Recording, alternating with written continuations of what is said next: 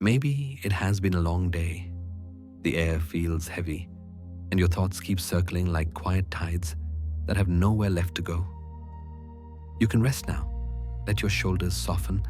Let the noise fade. Somewhere in the stillness, a faint current begins to move, gentle, almost imperceptible. It is the sound of your inner world calling you back home. In the language of Jung, this is the night sea, a journey through darkness where the soul learns to breathe again. Nothing here demands effort. Nothing asks you to change. The water only waits for you to stop struggling so it can hold you. Every transformation begins this way, not with motion, but with stillness. Solitude is not absence. It is the first invitation of becoming. The room is quiet enough to hear the soft tick of a clock, and the air carries the mild scent of wood and warm fabric. On an inner wall that no one else can see, there is a row of wooden masks, smooth with use, each one shaped by a habit of the heart. One looks calm and capable. One shines with gentle kindness. One is almost transparent, as if built for the days when a person hopes to pass unnoticed. He reaches for them the way people reach for a coat before stepping into weather.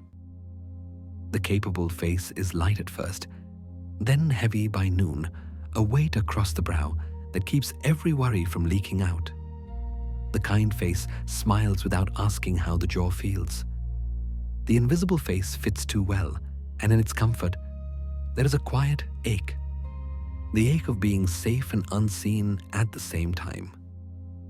Jung once said that the mask is not a lie but a tool, a way to meet the world without leaving the skin too raw. The trouble begins when the tool forgets it is a tool, when the mask grows to the shape of a life and the life bends to please the mask. A person can become fluent in the gestures that calm a room and still feel a slight tremor inside, a small signal that something true is waiting with patient eyes. In the mind's small theater, daylight scenes repeat with careful precision. He nods at the right moments, offers help before anyone asks, carries an extra load so no one has to look at their own. The script works. The room settles. Yet the breath stays a little shallow, the shoulders stay a little lifted, and the silence after conversation feels dense, as if the air itself now holds what could not be spoken. The mirror above the sink does not argue. It simply returns a face that has learned the economy of expression, a face that can hide need and pass for ease. It is not a false face. It is an adapted face. An adaptation is how people survived long before they knew the words for it. But the mirror carries a second image behind the first, a softer outline that seems to steady whenever the room grows still, as if the truest features emerge only when attention stops performing and begins to rest. Persona protects the skin, yet skin must also feel the weather to remember it is alive. The person who never takes off the armor forgets the pressure of wind, the touch of rain, the relief of shade. It is not drama to set the armor down. It is housekeeping of the soul, a small clearing of a crowded hall where the masks have hung for years. There is a quiet moment when the hooks stand empty and the wall looks larger than before. And that space is not hollow. It is a promise. A simple practice can be kept like a folded note in a pocket. Write down 3 roles carried today: the strong one, the kind one, the unseen one. Then ask in a voice that does not rush, when no one is watching, which of these remains in place and which falls softly to the floor. The night does not demand an answer. It asks for a breath as steady as a tide and a gaze that can meet the mirror without rehearsal. He will still wear the faces he needs when morning comes, but the order has changed. The face beneath has been seen, and seen faces learn to stay. You are not your performance. There is a kind of heaviness that does not come from the body. It settles quietly on the shoulders, invisible yet constant, the way mist gathers on a window before dawn. At first, it feels like purpose, a reason to stand straight, to keep moving. But after years of carrying it, the back begins to curve, and the soul forgets what lightness feels like. Persona, Jung once said, is not the enemy. It is the clothing we wear to meet the world, necessary, protective, even beautiful. Yet no matter how fine the fabric, the longer one wears the same garment, the more it begins to define the skin beneath. The thread between who we are and who we appear to be tightens, and the breath shortens under its weight. The weight of expectations is rarely imposed by strangers. It grows from love, duty, and the quiet fear of disappointing those who depend on us. It begins with small gestures, the practiced smile so others will not worry, the easy "I am fine" that spares a friend the trouble of asking more. These gestures feel kind, even noble, yet over time they harden into reflexes. A person becomes fluent in the language of composure, nodding when they wish to shake, soothing others while their own pulse trembles. There is grace in that restraint, but there is also fatigue, the kind that hides beneath politeness and polite laughter. Every mask, no matter how sincere, leaves a line on the face, and every line tells a story of adaptation, of someone who once chose peace over honesty because the world did not seem ready for the truth. But silence, if it lasts too long, begins to echo. The inner voice, once soft, turns hoarse from waiting. What was once strength becomes survival. What was once self-control becomes self-erasure. Jung saw this fatigue as a symptom of identification, the moment when a person no longer remembers where the role ends and the soul begins. There is a quiet experiment for those who wish to feel the difference. Choose a single day to stop performing calm. Let the expression fall from your face the way leaves fall from trees at dusk. Slow, soundless, inevitable. Speak less. Do not rush to fill silence with reassurance. Notice how the air around you changes, how the absence of your usual smile unsettles some and frees others. There may be a hollow space at first, a sense of emptiness where the familiar effort used to be. But that emptiness is not a void. It is the first breath of authenticity.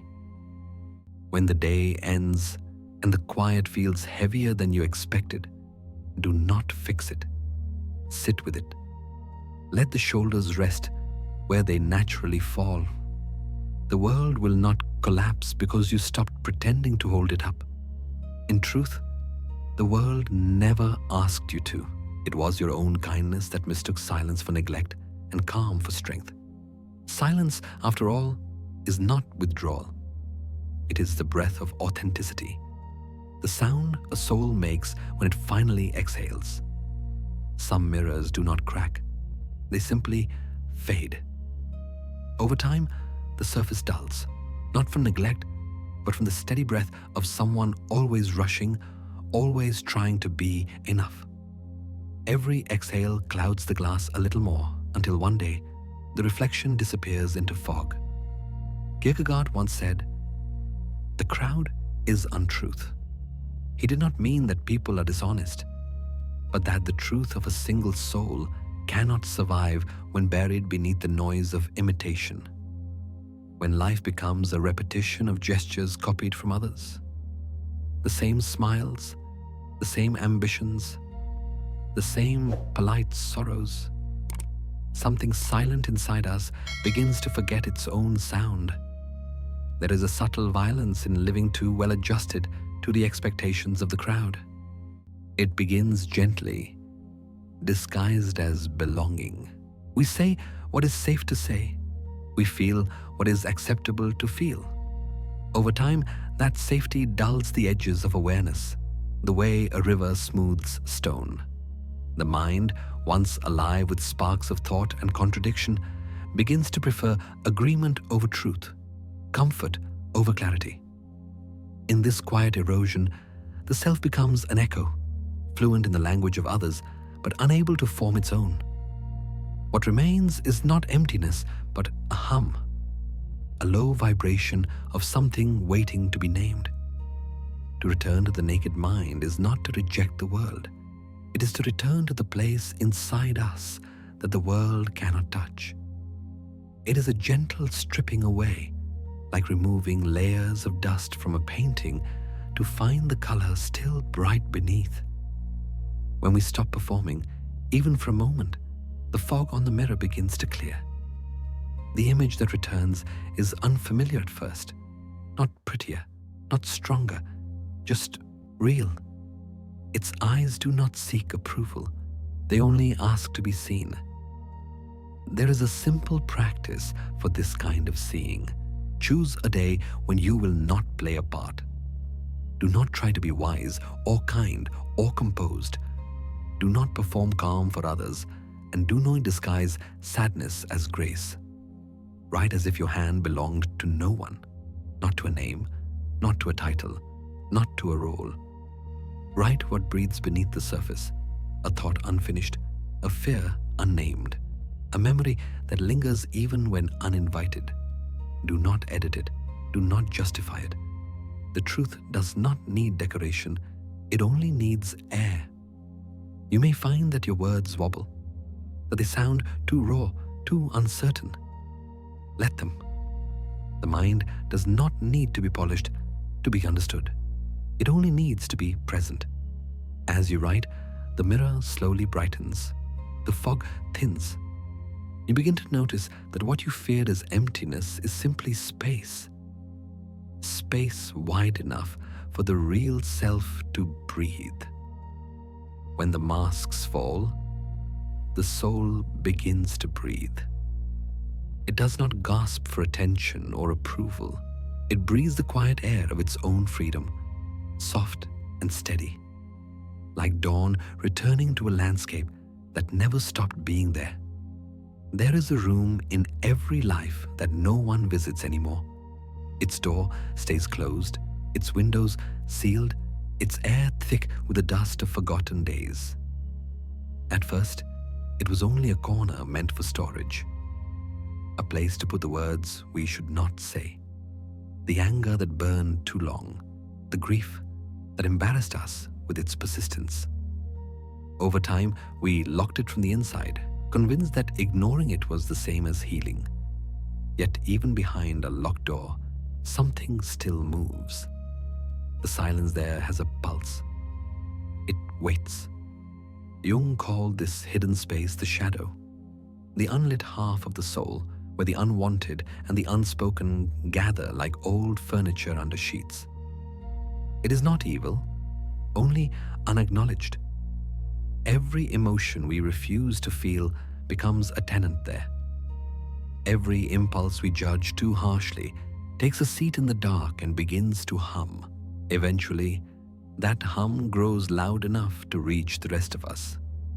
It echoes through irritation, jealousy, impatience, all the small discomforts we blame on the world. What we call dislike is often a reflection, the glimpse of something in others that mirrors what we will not name within ourselves. Think of how quickly we judge. A stranger's arrogance, a friend's stubborn silence, the colleague who craves attention, all stir something immediate. That spark is not random. It points to an unfinished lesson, a fragment of self left unattended.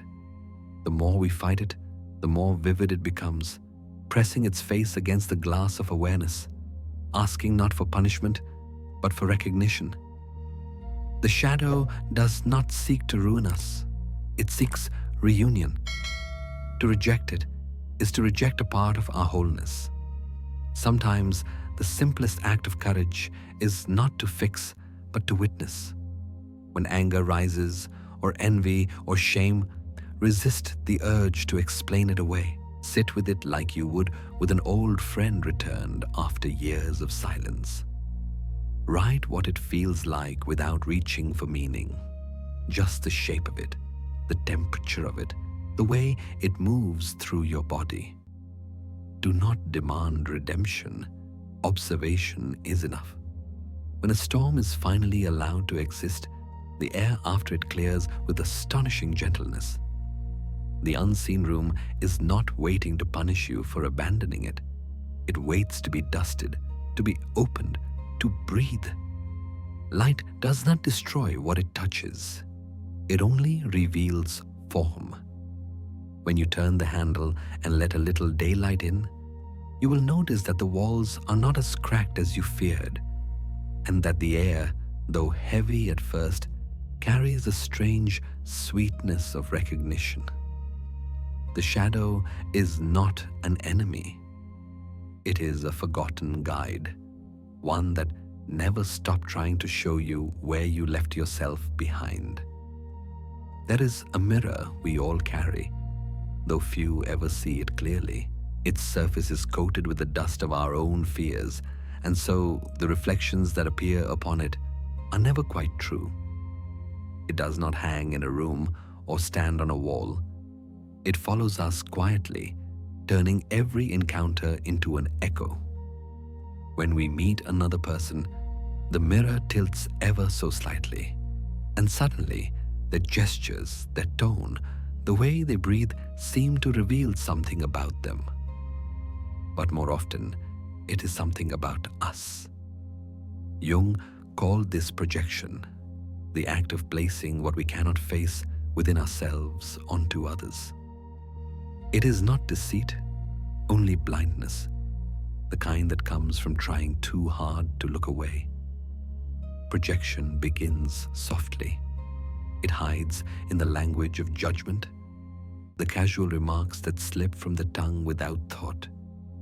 We called someone selfish because they remind us of the times we wanted to claim more but feared being unloved for it. We criticize the proud because we have not made peace with our own need to be seen. Even compassion, when exaggerated, can be projection, a way to tend to another's wound so we never have to look at our own. Each accusation becomes a clue, pointing inward toward a part of the self still waiting to be acknowledged. The mirror distorts not to punish, but to reveal. Like a glass that has been left untouched for too long, its surface collects dust until the image it gives back is warped and uneven. We mistake those smudges for flaws in others, unaware that they belong to us. The more we reject what we see, the thicker the dust grows. One day, the reflection disappears entirely, and we no longer recognize that what we call the world has become an arrangement of our own unfinished feelings. There is a simple practice for clearing this mirror. The next time irritation rises, a tone that offends, a face that stirs discomfort, pause. Before the mind rushes to label, ask quietly, what part of me is speaking right now? The question is not an accusation, but an opening. Often, a surprising tenderness follows. The recognition that the person before us is not our enemy, but our messenger. In that brief moment of awareness, the mirror clears just enough for light to pass through. We begin to see that rejection does not remove what we dislike. It preserves it. What we push away continues to live within us, disguised, patient, waiting. But the moment we allow it to exist, its grip loosens. understanding becomes a kind of cleansing, gentle, silent, without force. The mirror does not lie. It only waits for us to stop hiding behind its fog. And when we finally wipe away the dust, we find not an enemy staring back, but a reflection softened by truth. What you reject, you keep, until you learn to love it enough to let it go. Light is often mistaken for purity, for the absence of shadow. But true light does not erase darkness. It enters it slowly, without violence. In every painting, the beauty of form exists only because of the places where light cannot reach. The same is true within us. We long to be illuminated, to live untouched by what we call our flaws. Yet those unlit corners are what give shape to our humanity. Jung believed that when one turns toward the shadow, the goal is not to destroy it, but to integrate it. To understand that darkness is not the opposite of light, but its companion. Individuation, the slow process of becoming whole, begins in that meeting. There is a moment when awareness stops fighting. Until then, we search for light as if it was something distant, an achievement, a prize, a new identity made clean. But light that burns too fiercely blinds. It turns introspection into punishment, truth into self-judgment. The light that heals is softer. It flickers like a candle, its warmth gentle, its reach patient. It does not demand confession, it invites conversation. When we sit with the darker parts of ourselves, the jealousy, the anger, the shame that lingers like smoke, something within them begins to loosen. They were never trying to destroy us. They were trying to be understood. The mind learns balance in the same way a hand learns to draw, by tracing contrast. A shadow beside brightness teaches depth. A flaw beside kindness teaches grace. Imagine a painting with no shadow at all, flat, sterile, unbreathing. Now imagine a life that allows contrast. Days of certainty and doubt, moments of serenity and longing, flashes of forgiveness among the scars. That texture is what gives the soul dimension. Without it, perfection becomes a mirror too polished to reflect anything real. There is a quiet practice that can help this integration. Write a letter to the part of yourself you most avoid, the one that makes you wince, that you hide beneath apology or humor. Write as if you were speaking to a friend who has waited too long in silence. Do not explain. Do not correct. Simply say, "I see you. You can rest now." Then read the words aloud, not with pity, but with softness, the way one might speak to a child who misunderstood what love required. That voice, gentle and unhurried, is the beginning of healing. As light moves through the room, the shadows do not vanish. They shift, they blend, they find their rightful place among the colors. So it is with the soul. Wholeness does not arrive with blinding illumination, but with quiet balance. The recognition that what we once feared is part of what allows us to feel at all. Integration is the first form of peace. It does not announce itself. It simply arrives, like evening light crossing a floor, warm and weightless, turning everything it touches into belonging.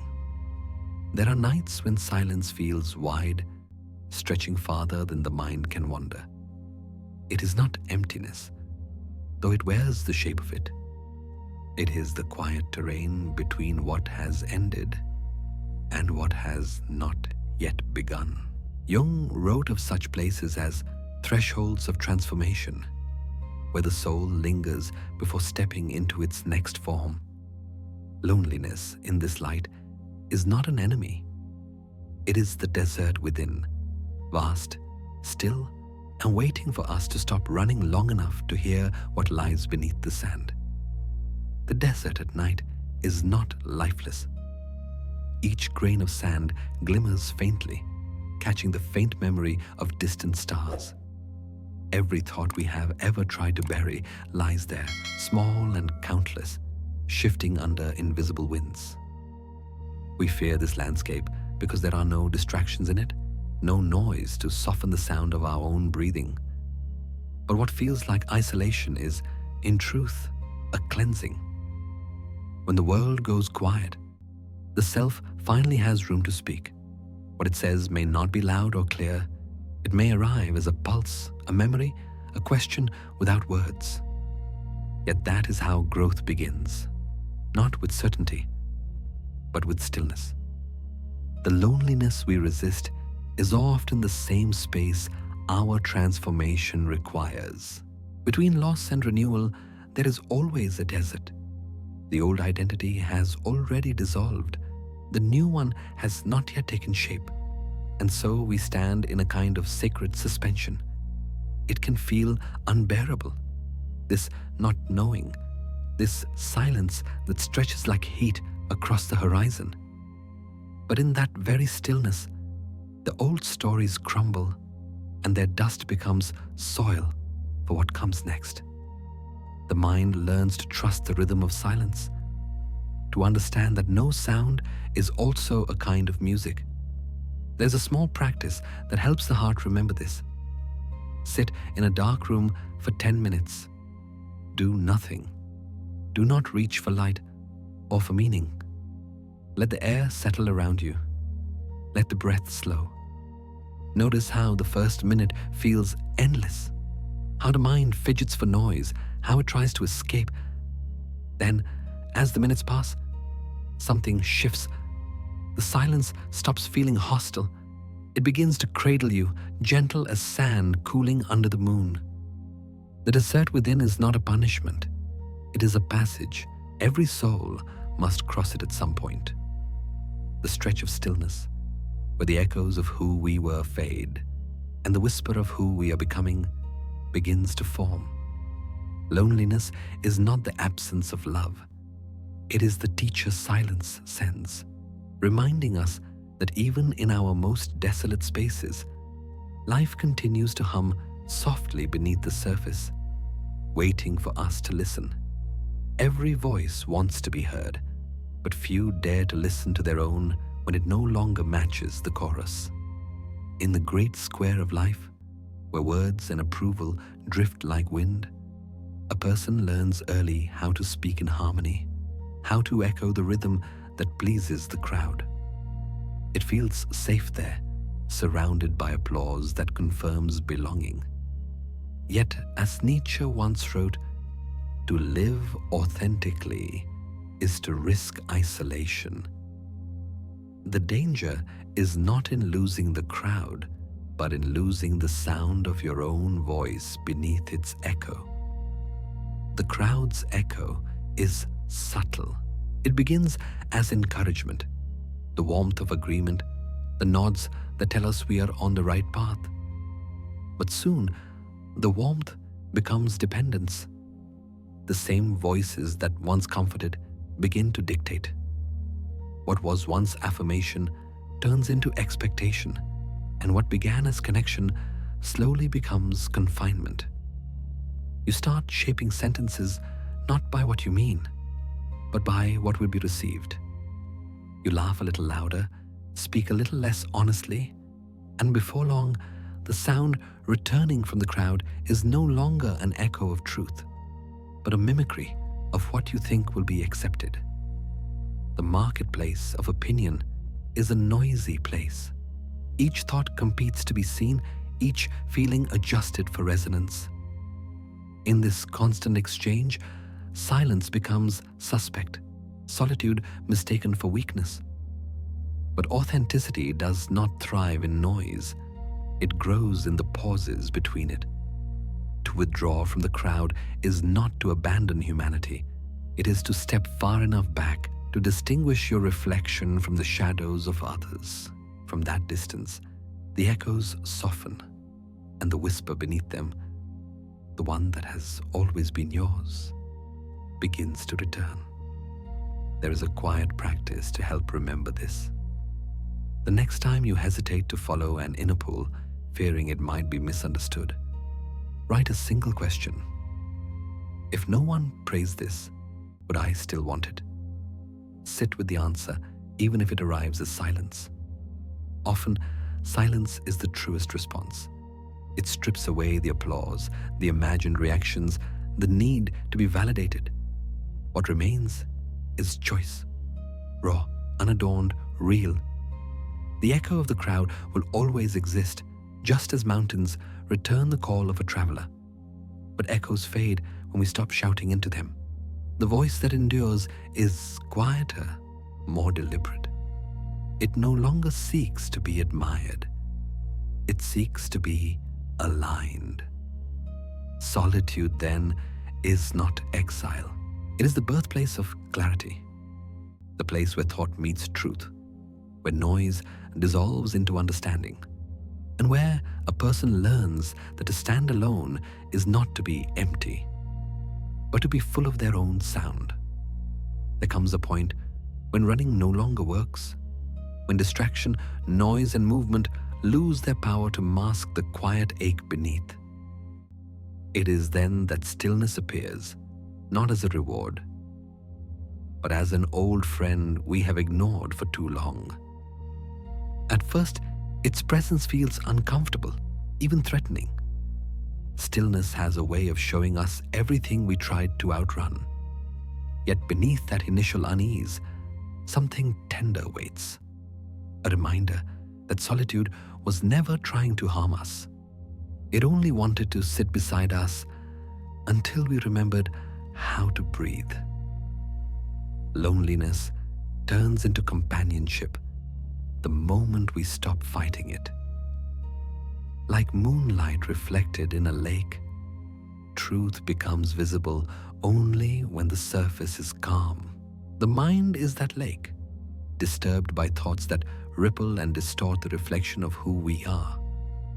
We keep stirring the water, replaying memories, rehearsing futures, hoping movement will bring relief. But the more we move, the murkier it becomes. When we grow still, even for a breath, the reflection begins to return. The moon has not vanished. It was only waiting for the water to rest. To befriend stillness is to stop demanding that silence speak. It is not a void to be filled, but a presence to be met. Many fear silence because it feels like absence. Yet in its center lies the richest form of company, the self, awake and unadorned. The rhythm of the breath becomes language. Each inhale carries the memory of being alive. Each exhale the soft release of control. In this space, there is no need to perform calmness or chase meaning. Life simply hums through the body, wordless and steady, like wind through leaves or the faint pulse of the earth beneath the floor. There is a simple meditation to invite this companionship. Sit somewhere quiet. Close your eyes and listen to your breath as though it belonged to someone you love. Do not count. Do not control. Let each breath arrive as it wishes. Notice how the body loosens its grip when it is trusted. Within a few moments, the noise of the mind begins to settle, and in the clearing that follows, you might feel the soft presence of something larger, not outside you, but within you, breathing too. Stillness does not demand faith or proof. It asks only for presence. When it finally becomes familiar, you realize it was never separate from you.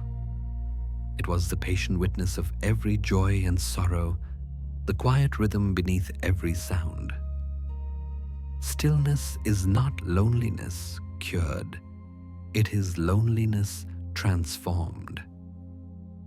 The moment solitude folds into peace and you no longer feel apart from the world, but a part of it. Stillness is the most honest companion, and once you learn to sit with it, you are never truly alone again. There is a quiet figure that sits at the center of the mind, proud, watchful, and endlessly busy. It wants to protect us, to define us, to make sense of a world that rarely listens back. This is the ego, the small king inside, who believes that to exist is to control. It builds walls of certainty, crowns itself with importance, and guards the fragile boundaries between self and other. Without it, we would lose direction. But when the small king forgets that he is not the sun, his light blinds rather than guides. The ego is not the enemy. It is the gatekeeper. It organizes chaos into meaning, shapes our identity, gives us the strength to say, I. Yet, like a candle mistaking itself for daylight, it burns too fiercely when left unobserved. It fears being dimmed, so it demands to be right, to win, to be seen. Every argument becomes a battlefield, every disagreement a threat to the throne. But beneath the armor of certainty lies something softer, a trembling awareness that it is only protecting what it cannot yet understand. The ego defends, but the self observes. In daily life, this small king shows up quietly, in the moment we interrupt to prove a point, in the pride that resists apology, in the unease we feel when others succeed. It whispers, "You must win," not because it is cruel, but because it believes victory keeps us safe. Yet, when the ego wins, the heart often loses. What we protect with walls, we also imprison. Jung suggested that growth begins when the ego bows, not in defeat, but in recognition of something larger behind it. The self, the silent witness that does not need to be right to be real. There is a small practice that helps loosen the crown. The next time you feel the urge to defend yourself, when the heat rises, when the need to be right takes hold, pause, breathe. Instead of feeding the flame, turn toward the smoke. Ask gently, what part of me feels small right now? Then listen, not to the noise of justification, but to the quiet pulse beneath it. Often, the answer is not anger or pride, but fear. The fear of disappearing if we stop fighting to exist. The candle that believes it is the sun burns out quickly. The one that knows it is only a spark learns to light the darkness without needing to conquer it. The ego's strength lies not in control, but in surrender, in allowing itself to serve the self instead of replacing it. When that shift occurs, the mind softens, the heart opens, and the small king inside finally learns his true role. Not ruler, but guardian of awareness. The ego defends, the self observes. And in that quiet hierarchy, peace is restored. There is a still point within every storm, a quiet axis around which the winds of thought and emotion turn. It doesn't speak. It does not argue. It simply remains. Jung called this the self, the whole that holds every fragment without judgment. Most people never truly meet it, not because it hides, but because the noise of the world grows too loud to hear its silence. Yet, no matter how far we wander, no matter how many roles we wear or battles we fight, the self never leaves. It waits like a compass beneath the waves, steady even as the sea rages. In moments of chaos, the ego rushes to steer. It panics, thinking control will save the ship. It shouts over the thunder, charts new routes, and exhausts itself trying to hold the horizon still. But the self is not found through control. It reveals itself in surrender. When the hands unclench, when the mind stops shouting orders, a strange calm begins to surface. Not because the storm is over, but because something deeper has remembered that it was never truly in danger. The center has not moved. It was only covered by noise. The self is not a new identity waiting to be discovered. It is the space that holds every identity we have ever worn. It is the witness behind the actor, the silence beneath the music, the sky that stays untouched while clouds pass through. When we feel lost, it is not because the self has vanished, but because we have mistaken movement for meaning. We chase recognition, validation, and success, hoping to find a sense of home. Yet, the home we long for is not somewhere out there. It is the quiet awareness that has been observing the search all along. There is a simple practice to return to the center. Take a moment to write down 3 things that make you feel at home with yourself. Not achievements, not compliments, but sensations or moments that ground you. It might be the warmth of sunlight through a window, the rhythm of your own breath, or the feeling of understanding something deeply. As you write, notice what each image has in common: stillness, familiarity, a sense of belonging that does not depend on anyone's gaze. That is the language of the self: quiet, patient, constant. The compass does not control the storm, yet it always points north. The self works in the same way. It does not erase chaos. It simply reminds us that within the spinning world, something steady endures. The more we return to it, the less we are ruled by the wind. The mind softens, the pulse slows, and life begins to move with, not against, its own current. The self never leaves.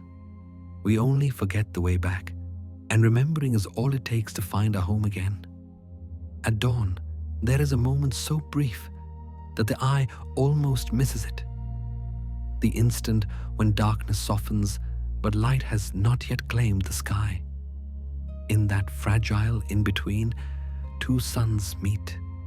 The smaller one that ruled the night begins to fade, and the larger one, silent and patient, rises from behind the horizon. This is the meeting of ego and self, the turning point of inner alignment. The small light bows, not in defeat, but in reverence to the greater light that has always been there. For most of life, the ego believes it must hold the sky alone. It burns with intensity, mistaking its effort for importance. It measures worth by how long it can shine, how many eyes it can warm. But the self does not compete. It simply exists, radiant without striving, steady without recognition. When the ego learns to bow, when it finally grows tired of defending its crown, a quiet shift occurs. The struggle between who we think we are and who we truly are dissolves into light. This surrender is not collapse, it is clarity. The small sun sets only to reveal the larger one already rising. To surrender, in truth, is to remember rhythm. Life was never meant to be controlled, it was meant to be danced with. The waves do not fight the tide, nor does the dawn rush its own arrival. The self moves through surrender, not through will. It waits until the ego has exhausted its resistance, until every attempt to control leads only to more chaos. And then, gently, it opens the door to peace. In that still moment, we realize we were never steering. We were only learning how to let go. In daily life, this meeting happens quietly. It is the breath you take before responding instead of reacting. It is the silence after an argument when truth settles heavier than words. It is the calm that comes when you stop insisting on a certain outcome, and suddenly everything finds its own order. To see this clearly, try a simple reflection. Write down one moment when you stopped forcing and things began to flow on their own. Observe what followed, not as coincidence, but as the gentle choreography of alignment. When ego and self meet, the light changes, the edges blur. The effort to prove gives way to presence. What once felt like surrender now feels like belonging. To live from this union is not to abandon the small self, but to let it rest, to let it orbit instead of dominate. Like the sun that sets only to feed the dawn, the ego learns that letting go is not the end of power, but its transformation. To surrender is not to lose. It is to align, to move with the quiet rhythm that has always carried us toward the light. Fear rarely enters through the front door. It lives quietly inside the mind, disguised as caution, comfort, or reason. It whispers stories of what might go wrong and convinces us that safety is the same as peace. But fear does not come from the world. It comes from our imagination about what could be lost. The world moves as it always has, wind, chance, time. Yet we tighten our grip as though control could stop the tide. And in that grip, a cage begins to form.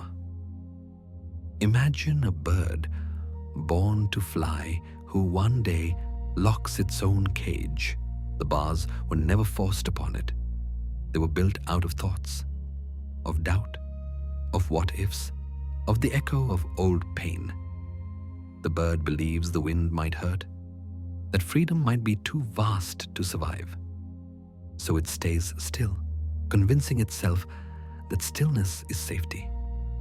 But the air beyond the cage does not threaten, it invites. It waits with patience, knowing that one day the door will open, not because someone frees the bird, but because the bird remembers it was never locked at all. Fear is the mind's attempt to bargain with the unknown. It says, if I stay here, I cannot be hurt. But nothing alive can avoid change. The walls we build to protect ourselves eventually become the same walls that suffocate us. When we refuse to risk, we refuse to grow. Jung once wrote that neurosis is the result of a soul that has refused its own destiny. The spirit trying to breathe inside a cage it built for itself. Every time we avoid discomfort, we trade a piece of life for a fragment of control, forgetting that control is the heaviest illusion of all. There is a quiet practice that helps dissolve the bars. When fear appears, do not argue with it. Instead, ask a single question. If I were not afraid, what would I do right now? Do not rush to act, simply imagine. Feel the shape of the answer, how it expands the chest, how it feels lighter than the story fear tells. Sometimes that image alone is enough to remind you of your wings. With time, the imagination that once built the cage begins to imagine freedom instead. Courage is not the absence of fear. It is the decision to stop letting fear lead. When we loosen our grip on control, something remarkable happens. The world does not collapse. It breathes with us. The wind that once seemed dangerous begins to sound like music, and movement feels like life again. The cage, when seen for what it is, dissolves into open sky. Courage begins where control ends, and the bird, at last, remembers how to fly. Every beginning feels like breaking. The seed cracks open and believes it is dying, not knowing that a fracture is the first sign of life. So it is with us. Each time the ground shifts beneath our feet, we mistake movement for danger, forgetting that no star was ever born without chaos. Nietzsche once wrote, "One must still have chaos within to give birth to a dancing star." Uncertainty, then, is not a punishment. It is the pulse of creation, the trembling before transformation. We spend much of life trying to outrun the unknown. The mind builds plans and patterns, hoping that predictability will protect us from pain. But the truth is simpler and less kind. Control soothes, but it also numbs. Without uncertainty, we cannot grow, because growth requires the risk of not knowing who we will become. Just as the seed must split its own shell, we must shed the skin of certainty to reach the light. What feels like breaking is only the body making space for what's next. Chaos, when seen through fear, looks like destruction. Yet, when seen through patience, it reveals design. The night sky is full of disorder, scattered light, vast emptiness, but from that seeming randomness, galaxies form. The same law moves through us. Every confusion, every unanswered question, every heartbreak is a small rearrangement of the inner universe, preparing it for new alignment. The pain of not knowing is the friction of becoming. There is a simple way to make peace with this trembling. Do one small thing that makes your heart race but does not harm. Something unfamiliar, uncalculated. Speak a truth you usually swallow. Take a walk without a destination. Sit in silence longer than comfort allows. These gestures remind the nervous system that uncertainty does not destroy. It awakens. In that small quickening of the heart, life whispers, "You are alive, not trapped." The discomfort that once felt like danger becomes the rhythm of movement. Proof that something inside still dares to reach. We often imagine stability as safety, but a life without uncertainty is not peace. It is stagnation. The seed that refuses to break will rot instead of bloom. The dance of existence demands both order and chaos, both balance and trembling. To love life fully is to love its instability, to bow before the unknown and let it teach us how to move again. The beauty of uncertainty lies in its honesty. It never pretends to be still. Growth always trembles first, and in that trembling, the new world quietly begins to form. There comes a moment when the room we have lived in for too long begins to shrink. The walls hold memories. The air carries the scent of old comfort. Yet something inside starts to press against the stillness. We tell ourselves the room is safe, but safety is not the same as life. Change knocks softly at first, then louder, and when we finally open the door, light spills in, not to erase what was, but to remind us that the world outside has been waiting all along. Change is not a threat. It is life's natural response to itself.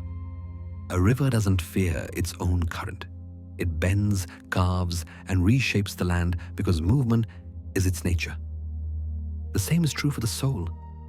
To resist change is to dam the flow of what wishes to grow through us. We call it risk, but change is not random. It is feedback. The body adjusts to keep balance.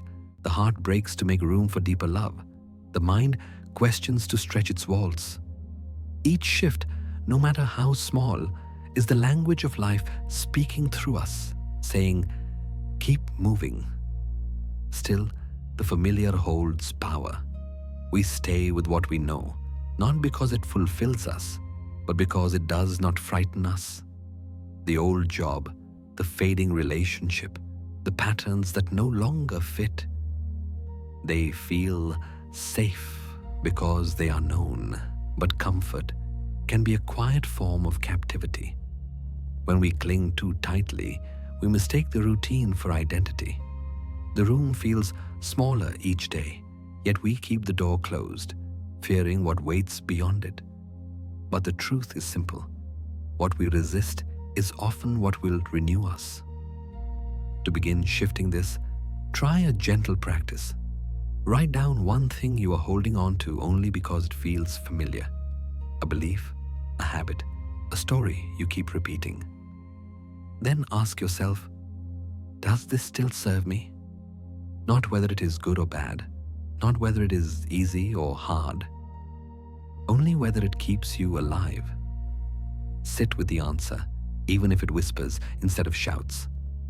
Sometimes awareness alone loosens the hinges. The door begins to open not by force, but by clarity. Every transformation starts the same way. A quiet doorway, an invitation to step into light. Change does not ask us to become someone else. It invites us to meet ourselves anew. Each ending, each letting go, is only a threshold disguised as loss.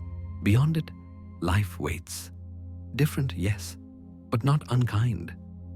The courage to change is the courage to breathe deeper, to open windows in a stale room, to trust that what enters will not destroy, but refresh. Freedom is the courage to meet yourself anew, and the door has been waiting open all along. Not all love nourishes. Some kinds leave us hollow, like pouring water into a cracked glass. We keep giving, hoping the act itself will fill the emptiness, but the more we pour, the less remains. It is not that the love is false, it is simply misplaced, born not from fullness, but from need. When love begins as an attempt to fix the void within, it becomes a transaction disguised as devotion.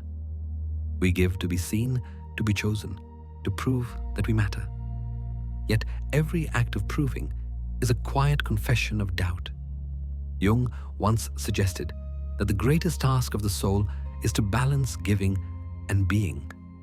To love from wholeness is to let affection flow through us, not out of us. But many are taught to love as sacrifice, to measure worth by how much they can offer, to call exhaustion generosity. This is the love that drains, the one that says yes when the body aches to rest, that smiles when the heart is breaking, that confuses martyrdom with care. It begins tenderly, but over time it corrodes the spirit, because it gives not from strength, but from fear of losing connection. Real love, the love that restores, moves differently. It does not chase, it invites. It does not demand to be proven, it proves itself through peace. When love comes from fullness, it feels like breathing, effortless, rhythmic, self-renewing. It doesn't need constant reassurance because it is rooted in the truth of being, not in the approval of others. Such love can endure absence, withstand silence, and still remain soft. It is not blind devotion, but clear awareness. The kind that knows that to truly give, one must also remain whole. To understand which kind you hold, begin with a question. Ask yourself, am I giving to be loved or because I already am? Write the answer somewhere private and read it in the quiet of your own breath. If it stings, that is not failure, it is clarity. Awareness does not take love away, it refines it.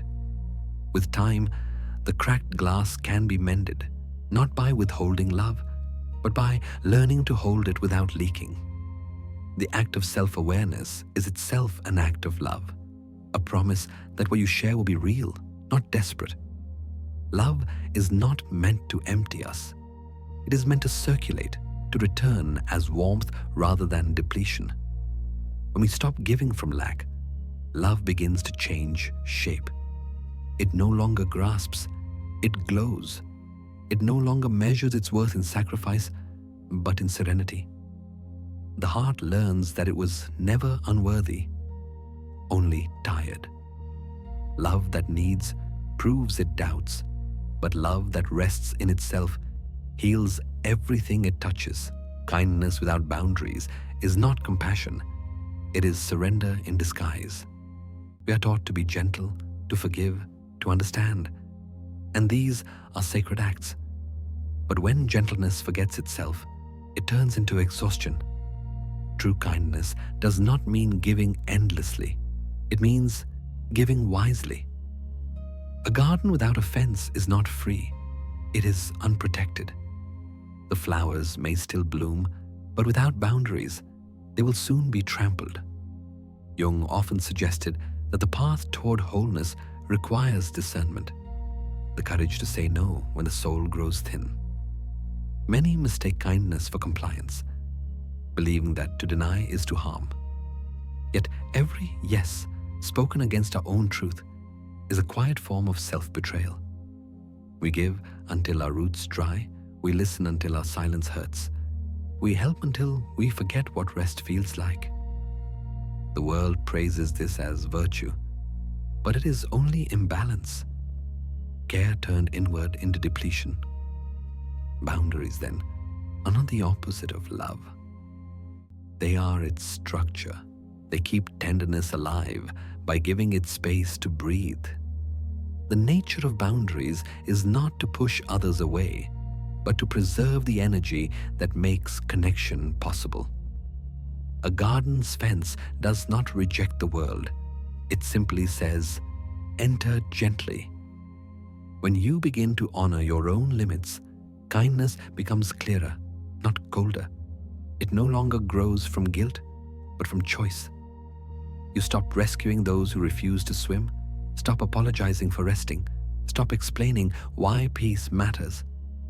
You begin to trust that protecting your energy is also protecting the love you offer. A simple practice can help return you to this truth. Write one sentence you have been afraid to say, a single no that trembles on your tongue. It might be, no, I cannot do that today, or no, I do not owe an explanation. Write it slowly, breathe as you do, and imagine the calm that would follow if you spoke it. This is not rebellion. It is alignment. Each time you honor your limits, you remind life that your kindness is sacred, not infinite. Boundaries are often misunderstood as walls, but walls isolate. Boundaries clarify. They mark where you end and where another begins, not to separate, but to strengthen the meeting point between souls. In this way, boundaries become bridges, quiet structures built from respect. Through them, love stops leaking and starts flowing. Relationships shift from dependency to reciprocity, from demand to balance. The heart feels lighter, the breath easier, the giving purer. To love well, you must learn to stand firm. Compassion does not bloom in depletion, it thrives in balance. The flowers in the garden do not apologize for their fence. They flourish because of it. Boundaries are not cruelty. They are devotion to the part of you that gives meaning to every act of care. Boundaries are bridges, not walls, and through them, kindness finally learns how to last. When the mind quiets, love changes shape. It no longer rushes to explain, to impress, or to be understood. It softens into something simpler, a calm awareness that says, I am here. True connection does not happen through words, but through presence. Two people sitting together in silence can be more deeply linked than those who speak endlessly without listening. When the heart is still, even breath becomes conversation. We are conditioned to fill every space with sound, to prove care through advice, to mend pain through talk. Yet often, what another person needs is not an answer, but a witness. Stillness does not mean absence.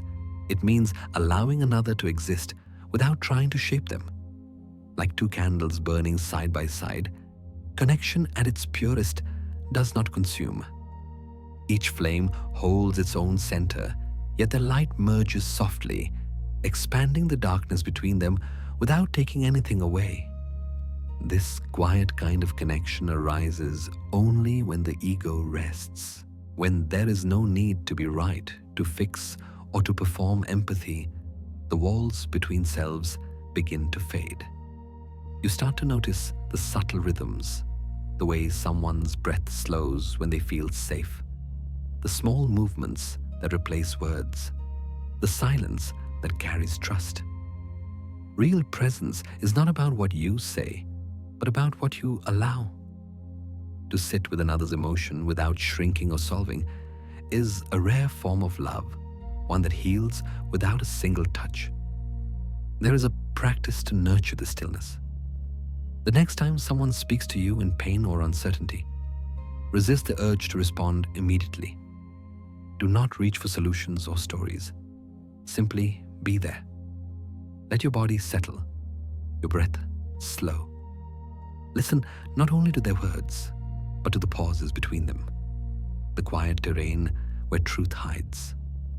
Feel what it is like to share space without pressure. In that silence, you will sense something sacred, connection that exists without effort. Presence does not demand attention.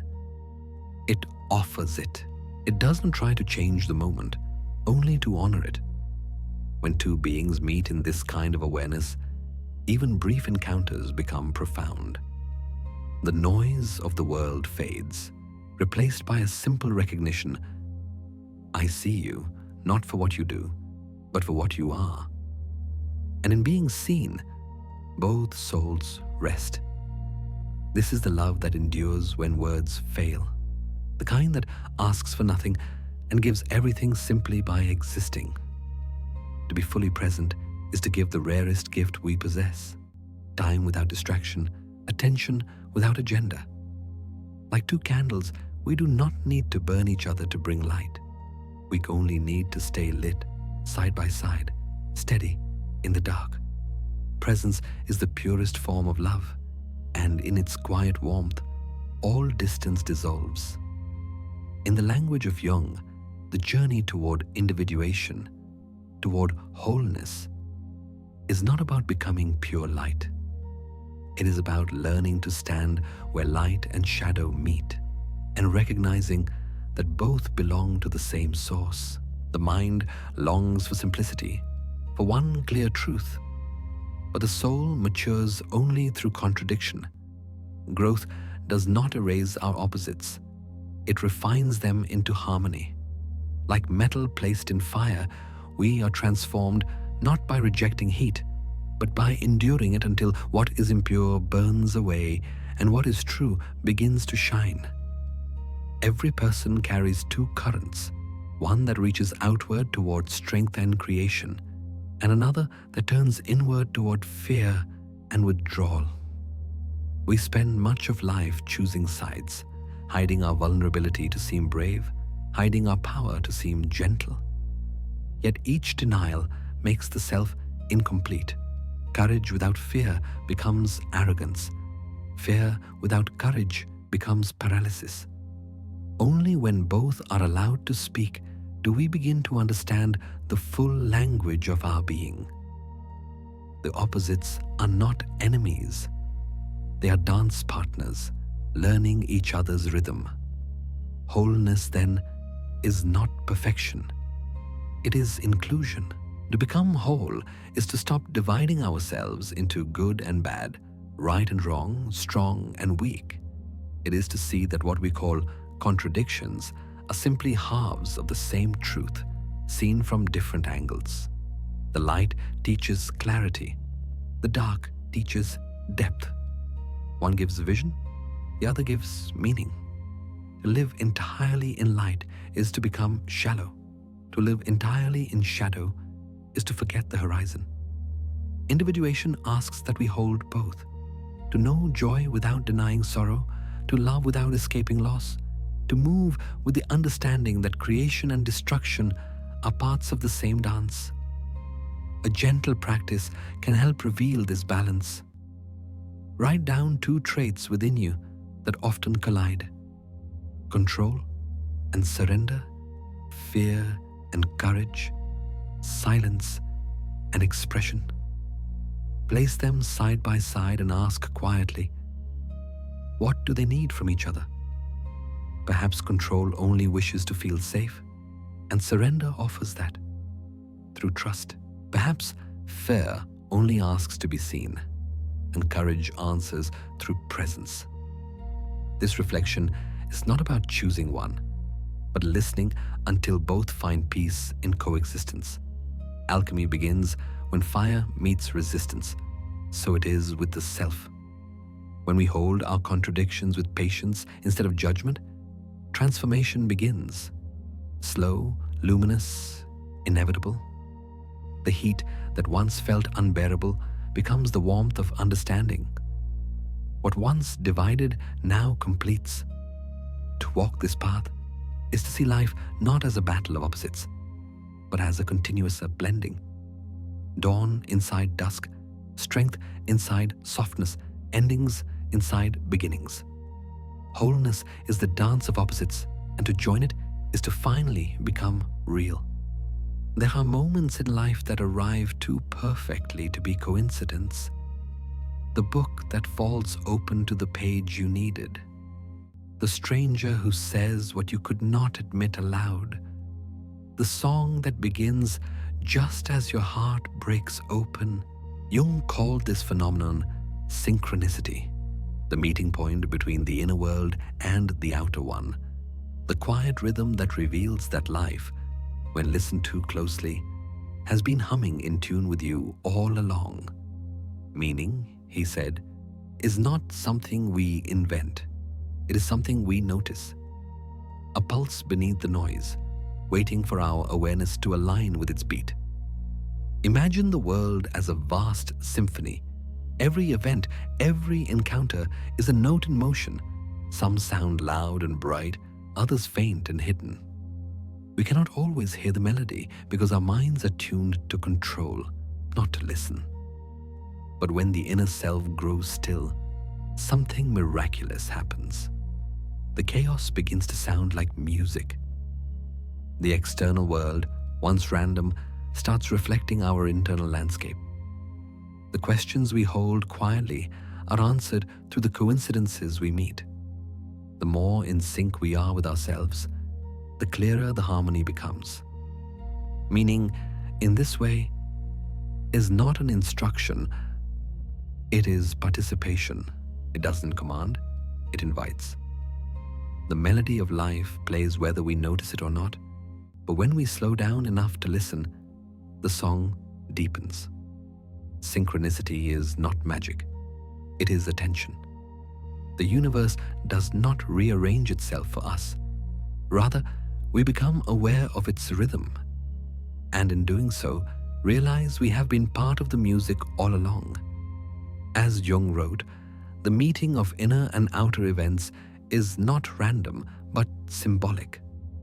A sign that consciousness is expanding, that we are beginning to move with the flow rather than against it. A simple reflection can help reveal this rhythm. Write down 3 coincidences from recent days that made you pause. The friend who texted just as you thought of them. The timing of a decision that felt guided. The small beauty that appeared when you most needed it. Do not explain them away. Just look at them gently and ask, what might life be showing me through this? The goal is not to decode a message, but to notice that meaning itself has rhythm. That when the inner world softens, the outer world begins to respond in kind. The song of life cannot be forced. It can only be heard. It plays beneath traffic, beneath heartbreak, beneath silence. Sometimes it arrives as laughter, sometimes as loss, but always as motion, the unseen pulse that connects every thread of experience. The more we align with our truth, the more fluent we become in its melody. In those rare moments when everything seems to fit, when time slows and the heart steadies, we recognize the sound of harmony, not as something outside us, but as something that has always been playing within. Meaning is the sound of harmony and it waits patiently for us to listen. Every journey, no matter how far it wanders, leads back to silence. After all the searching, the striving, the turning toward and away from ourselves, there comes a moment when the movement softens. The seeking ends, not because every question is answered, but because the need to ask dissolves. Jung wrote that the final stage of individuation is not triumph, but return. A quiet reunion with the center where all opposites have learned to coexist. The self no longer tries to escape its shadows or chase its light. It simply rests, aware that both were always part of the same whole. To return to stillness is not to withdraw from life. It is to realize that stillness was never elsewhere. We spend years believing peace is something to be found in love, in purpose, in success. Yet every destination eventually folds back into the same still center we carried from the beginning. Like a wave that rises from the sea and later dissolves back into it. We are never separate from what we seek. The form changes. Now a crest, now a ripple, now nothing but mist, but the water remains. In that recognition, the fear of losing fades, replaced by the gentle understanding that nothing truly leaves, it only returns in another shape. The mind resists this simplicity. It wants progress, not peace. Definition, not quiet. Yet the deeper wisdom of life moves differently.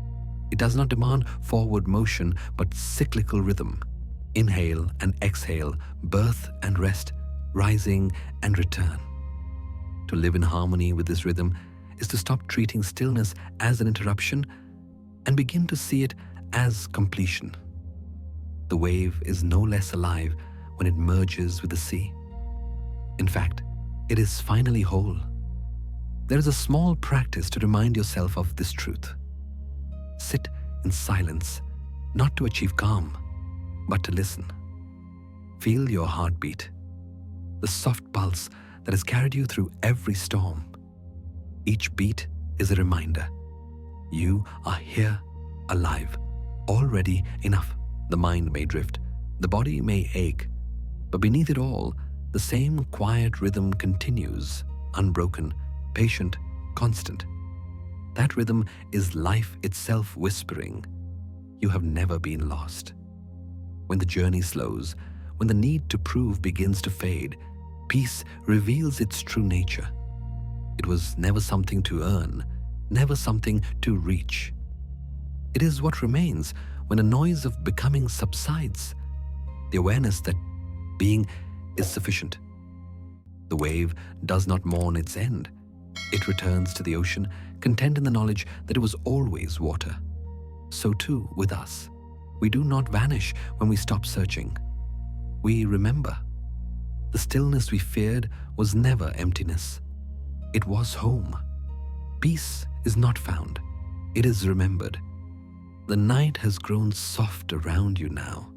The air carries the first trace of morning, and everything feels slower.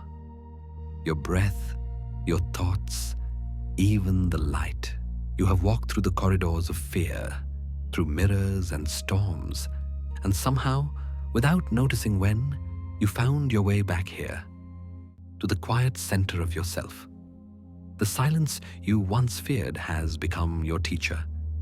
It no longer feels empty, but full of truth, of memory, of peace. You no longer wait to be understood, because now you understand yourself. The masks have fallen, the shadows have spoken, and what remains is something simple and steady. The sound of your own being, awake in stillness. You are home again, not because the world has changed, but because you have. The searching has ended, and what was hidden has become clear. Everything you seek outside has always lived within. The dawn arrives, not to begin a new day, but to remind you. you have already returned.